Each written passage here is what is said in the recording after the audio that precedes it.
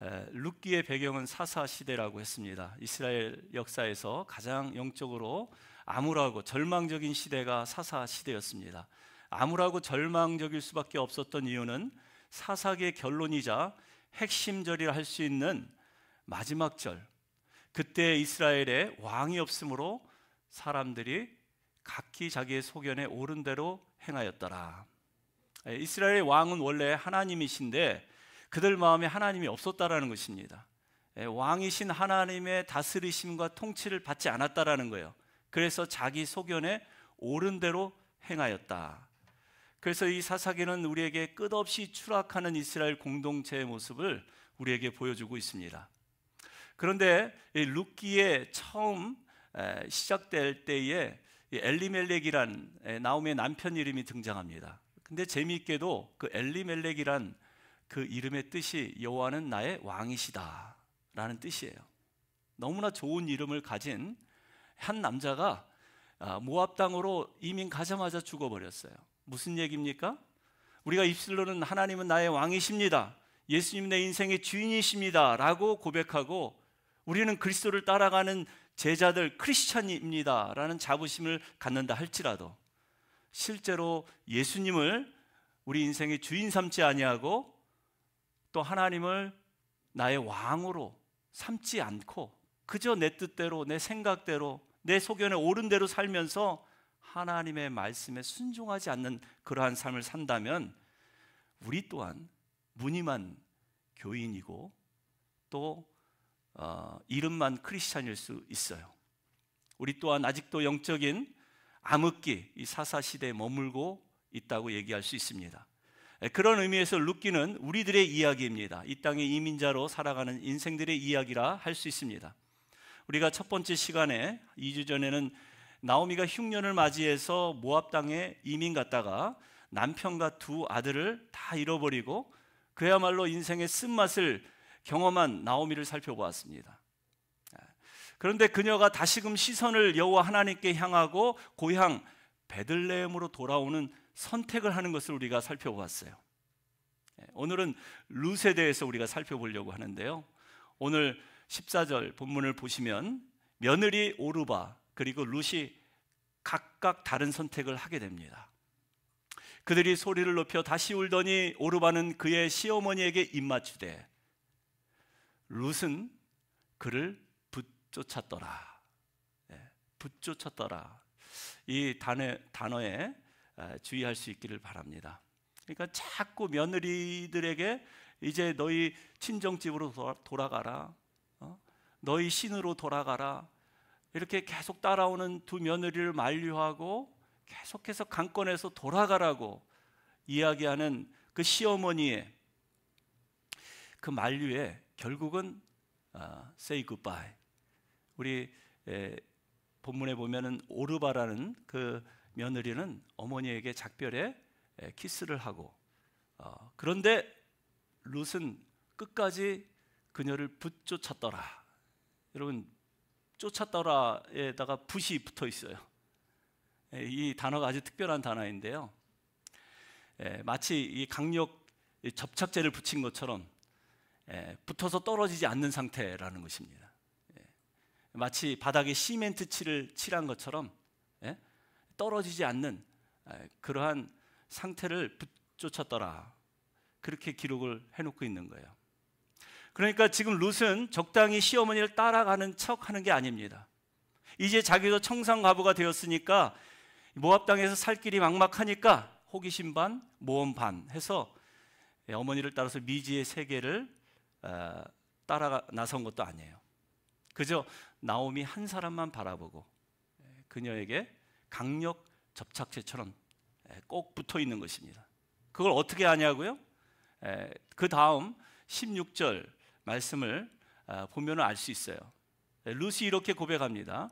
룻이 이르되 내게 어머니를 떠나며 어머니를 따르지 말고 돌아가라 강권하지 마옵소서. 어머니가 가시는 곳에 나도 가고 어머니가 머무시는 곳에 나도 머물겠나이다. 어머니의 백성이 나의 백성이 되고 어머니의 하나님이 나의 하나님이 되리니. 여러분, 저는 이 고백이 구약 성경에서 가장 위대한 신앙 고백이라고 생각합니다. 신약에서 주는 그리스도시요 살아계신 하나님의 아들이십니다. 이 고백만큼 위대한 고백이라고 믿습니다. 자신에게 어머니를 떠나라고 강권하지 마옵소서라고 얘기합니다. 자기는 친정집에 돌아가지 않겠대요. 친정집을 포기할 뿐만 아니라 어머니의 백성이 나의 백성이 되고 자기의 국적도 포기하겠대요. 자기가 태어나고 자란 땅, 이 정든 땅 모압을 떠나서 언어와 문화, 삶의 방식이 모두 다 다른 낯선 땅 유대 베들레헴에 가서 이 빈털터리 과부 시어머니와 함께 살겠대요. 뿐만 아니라 어머니의 하나님이 나의 하나님이 되리니 종교까지 개종하겠다고 합니다.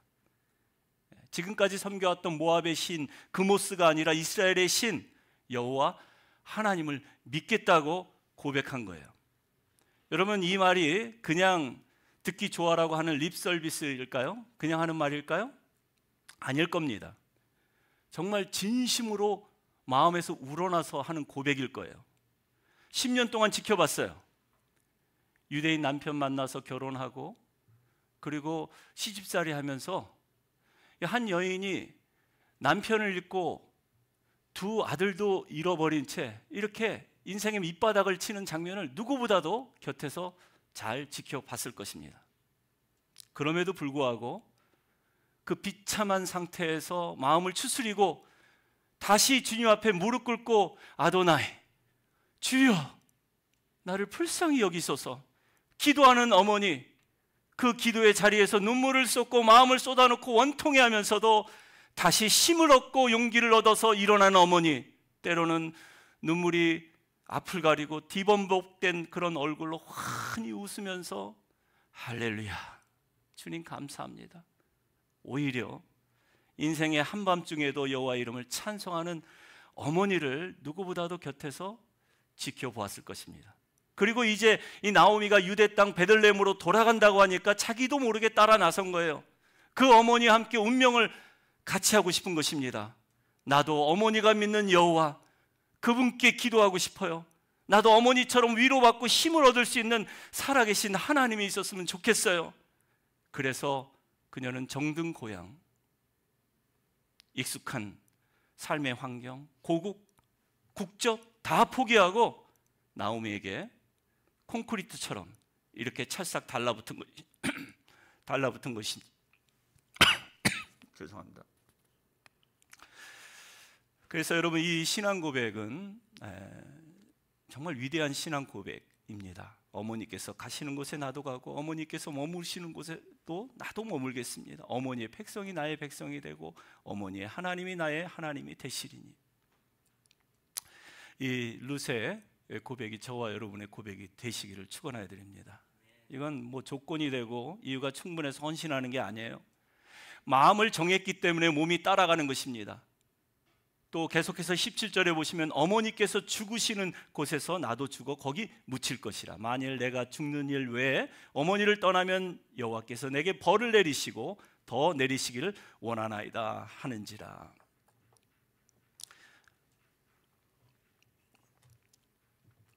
여러분, 이게 무슨 말입니까? 내가 살아 생전 내가 어머니 돌아가실 때까지만 어머니께 헌신하겠다라는 얘기 아니에요. 이 한글 성경을 우리가 보면요, 죽는 일 외에 어머니를 떠나면 여호와께서 내게 벌을 내리시고 더 내리시기를 원하나이다. 죽는 일 외에. 영어 성경을 보니까 even death 이라고 기록되어 있는데 우리가 한글 성경을 보면은 only death 이라고 읽혀질 수 있습니다. 그 얘기는 뭐예요? 어머니가 죽기까지만 내가 헌신하겠습니다.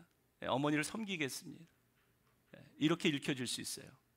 그런데 영어 성경은 분명히 even death, 죽는다 할지라도 죽음을 초월한 그런 헌신, 완전한 헌신을 고백하고 있는 것입니다. 그러니까 어머니 죽기까지만 내가 어머니를 따르겠습니다, 섬기겠습니다. 그 얘기는 뭐예요? 어머니가 죽으면 내가 다시 모압으로 가서 재가를 하든지 아니면 좋은 남자 만나서 새로운 삶을 시작하겠습니다 라는 뜻이 내포될 수 있는데, 죽더라 할지라도 내가 죽더라 할지라도 사후세계를 어머니와 함께 하겠다라는 그런 믿음의 고백인 것이죠. 이건 완전한 헌신이자 영원한 헌신인 것입니다. 우리가 창세기를 보게 되면 믿음의 조상, 이 족장 아브라함이 헷 족속에게 땅을 삽니다. 막벨라 굴을 사요. 이 이유는 자신이 죽고 나서 묻혀질 매장지가 필요했기 때문에. 그런데 자신뿐만 아니라 아내 사레도 거기에 묻히게 되고 아들 이삭과 그리고 손주 야곱까지 자자손손이 그 막벨라 굴에 묻히게 돼요. 어떤 의미를 가지고 있습니까? 나는 죽는다 할지라도 하나님의 말씀, 하나님의 그 약속의 말씀은 반드시 성취될 것이다. 죽음을 초월한 하나님의 약속을 믿는 믿음에서 그는 그 작은 땅 막벨라 굴을 믿음으로 산 거예요. 그리고 자신뿐만 아니라 가족들 모두 손자들까지 다 그곳에 묻혔다라는 것이죠. 여러분, 헌신은 이런 것입니다. 조건 없는 헌신이에요. 영원한 헌신입니다. 예수님께 대한 우리의 헌신도 마찬가지라고 생각합니다. 우리의 헌신은 조건 없는 헌신, 영원한 헌신, 완전한 헌신이어야 합니다. 오늘 본문의 16절, 이 어머니라는 이 단어를 예수님으로 바꿔보면 본문이 더 새롭습니다. 더 은혜로워요. 한번 우리가 대입해서 고백해 볼까요? 예수님께서 가시는 곳에 나도 가고 예수님이 머무시는 곳에서 나도 머물겠나이다. 예수님의 백성이 나의 백성이 되고 예수님의 하나님이 나의 하나님이 되시리니. 여러분 어떠십니까? 좀 새롭게 본문이 마음에 와닿지 않아요?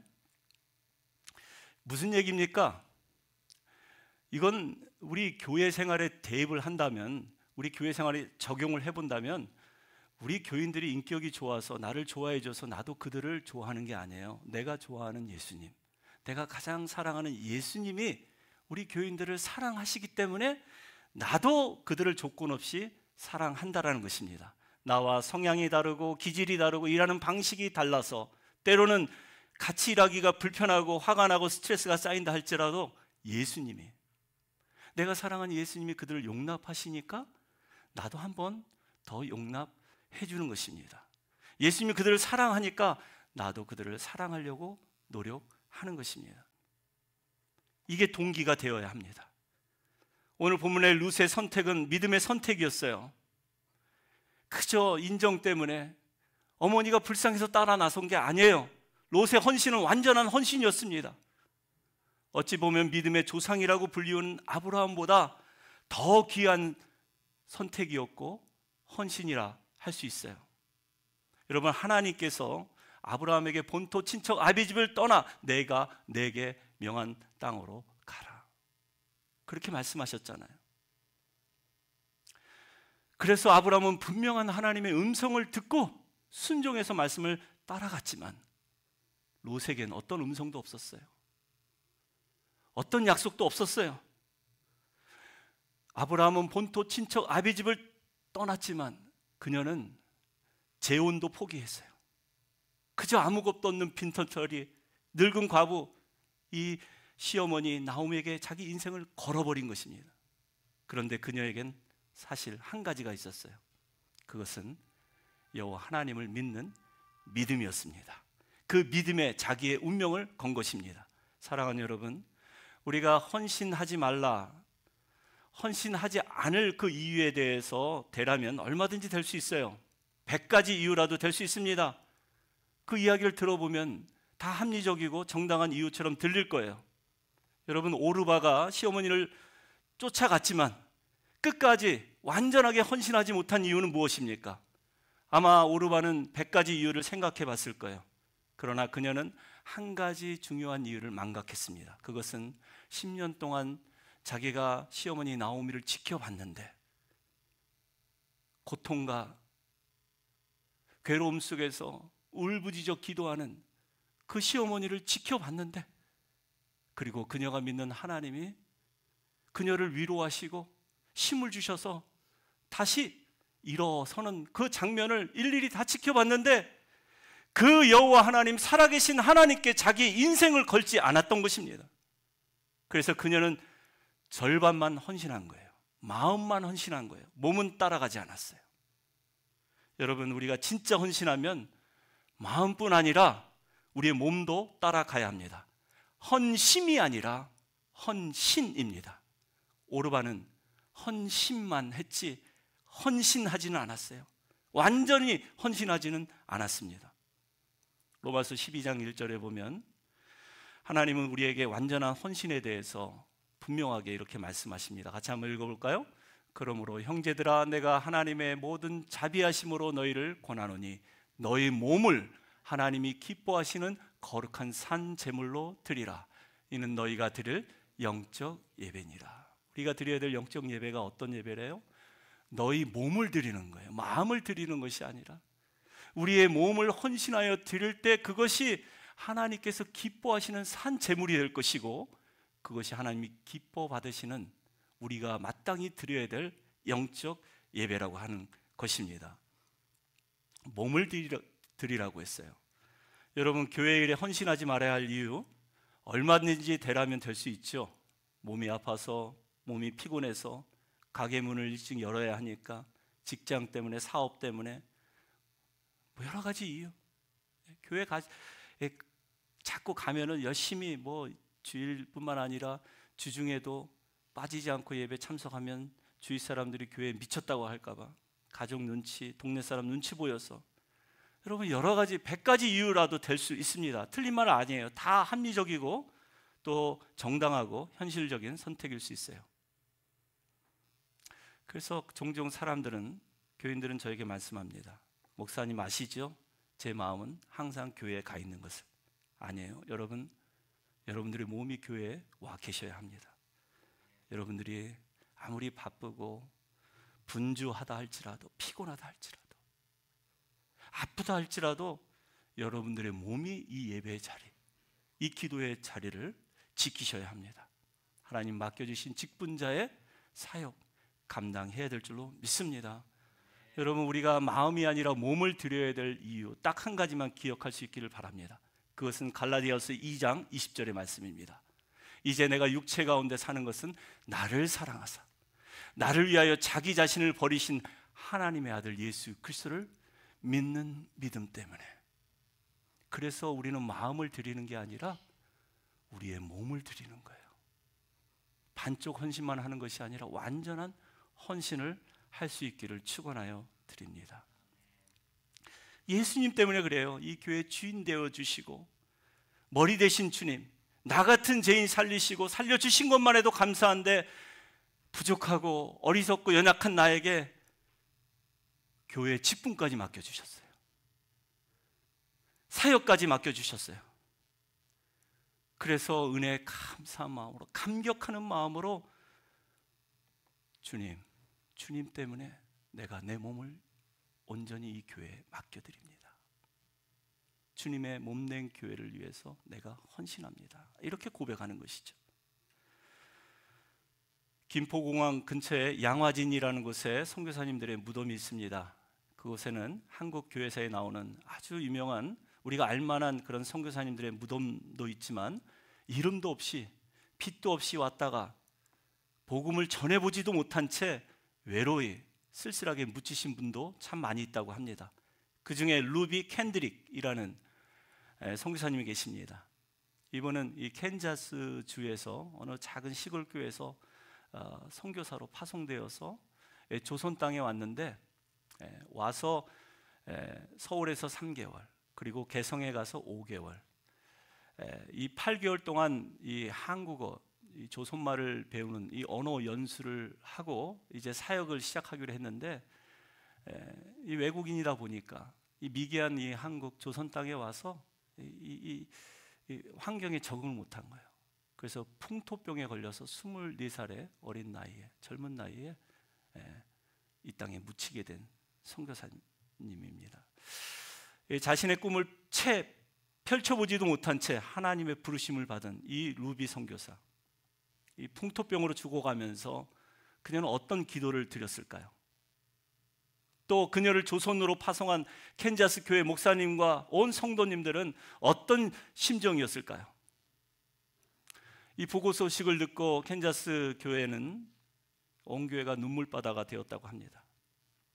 그러나 몇 달이 되지 못하여 그녀가 못다 이룬 선교 사역을 위해서 다시 기도하기 시작했다고 해요. 하나님, 루비가 못다 이룬 조선 땅에서의 복음 사역 우리가 이어가기 원합니다. 온 교인들이 세계 지도를 펼쳐놓고 조선 땅을 가리키면서 붙잡고 기도하기 시작했대요. 예배 때마다 은둔의 나라 이 조선을 위해서 선교 헌금을 모금하기 시작했고, 또다시 조선에 헌신된 젊은이들을 선교사로 파송하기 시작했다고 합니다. If I had 1,000 lives to live, Korea should have them all. 내게 1,000개의 생명이 있다면 그 모든 생명을 조선을 위해 바치겠습니다. 이 말은 루비가 평소 유언처럼 고백했던 기도문이라고 합니다. 이 기도문을 그녀의 묘비명에 새겨 놓았다고 해요.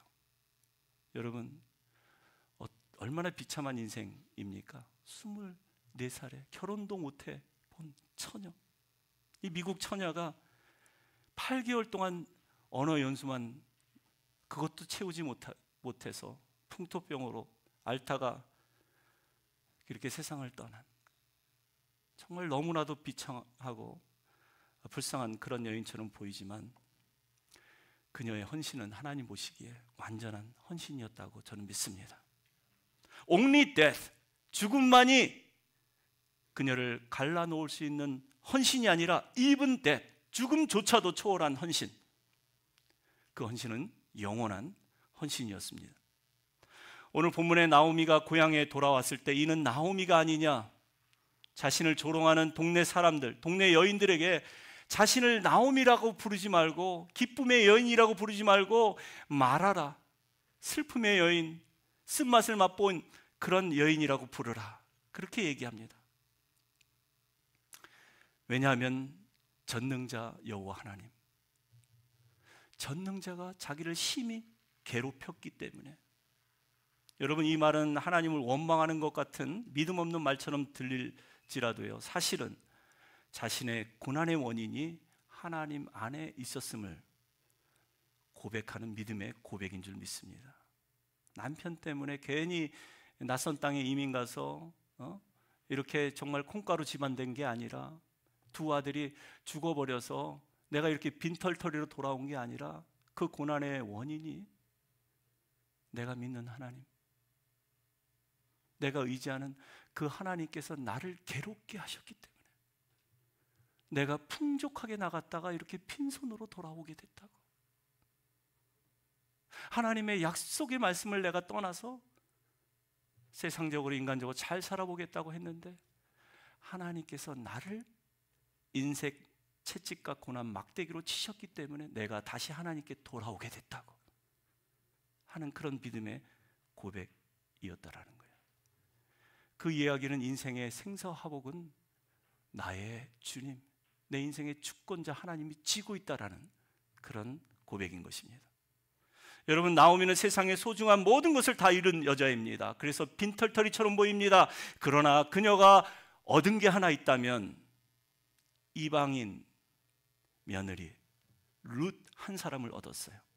여러분, 우리가 세상에 소중한 것 다 잃은 것 같을 때가 있지만 사실 하나님 한 분을 얻는다면 다 얻는 것입니다.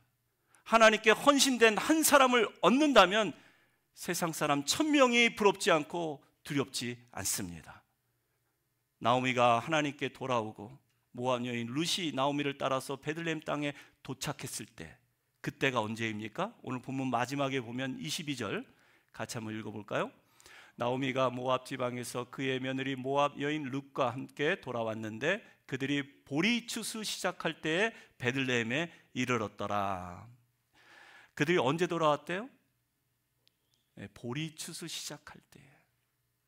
여러분, 이 룻기 기자가 뭔가를 암시해주고 있습니다. 우리가 정말 하나님께 돌아올 때 하나님 모든 것을 다 예비하시고 이제 풍성한 추수에 때를 예비하시고 우리를 기다리고 계신다라는 것을 우리에게 말씀하고 있는 것이죠. 그래서 룻기 1장의 마무리는 그렇게 돌아온 그들 앞에 보리 추수가 시작됨을 알리면서 우리에게 희망의 문을 열어줍니다. 사랑하는 여러분, 삶의 모든 희망이 다 꺾여버린 상황에, 미래를 알 수 없는 여행길에 몸도 마음도 지칠 대로 지쳐있는 두 여인 앞에 지금 황금빛 보리가 넘실대는 그 장면을 상상해 보시기 바랍니다. 우리가 여호와 하나님께로 돌아오면 하나님께서 예비하신 황금빛 보리로 넘실대는 풍성한 추수가 우리를 기다리고 있다는 사실을 기대할 수 있기를 바랍니다. 마지막 절에 돌아오다, 이 단어가 매우 중요합니다. 지난번에도 말씀드렸다시피 이 돌아오다라는 것은 삶의 방향을 하나님께로 돌이키는 거예요. 회개하다라는 뜻을 가지고 있습니다. 마음만 고치는, 마음만 돌이키는 것이 아니라 내 행동도, 내 몸도 완전히 방향을, 세상으로 향했던 방향을 하나님께로 옮기는 이 모든 과정을 다 포함해서 성경은 회개라고 얘기합니다. 여러분, 우리가 회개할 때, 우리가 마음을 돌이키고 행동을 고쳐서 완전히 하나님께 돌아올 때, 그때가 하나님의 때, 보리 추수할 때라고 성경은 말씀하고 있습니다. 베들레헴에 다시 물레방아가 돌아가고 사람들이 떡방아를 찢기 시작하는 때라는 것입니다. 풍족하게 나갔다가 텅 비어 돌아온 나오미의 삶에 어떠한 하나님의 은혜가 기다리고 있는지 우리에게 기대하는 장면입니다. 사랑하는 성도 여러분, 완전히 하나님께 헌신할 수 있기를 바랍니다. 헌신할 때 중요한 것은 마음이 아니라 몸입니다. 더욱더 모이기를 힘써하시고 맡겨주신 직분과 사역 충성되이 감당하시기를 바랍니다. 저도 여러분의 담임 목사로서 헌신하겠습니다. 그리고 회개합니다. 하나님께 돌아가는 길이 모든 문제의 열쇠입니다. 그리고 지름길입니다. 하나님은 저와 여러분, 우리 평안교회가 마음을 돌이키고 몸을 돌이키면서, 그래서 하나님이 바라보시는 비전을 바라보고 따라간다면 우리의 사역 가운데 보리 추수하는 때를 예비하시고 그 길로 인도하여 주실 줄로 믿습니다. 그런 은혜가 있기를 축원하여 드립니다.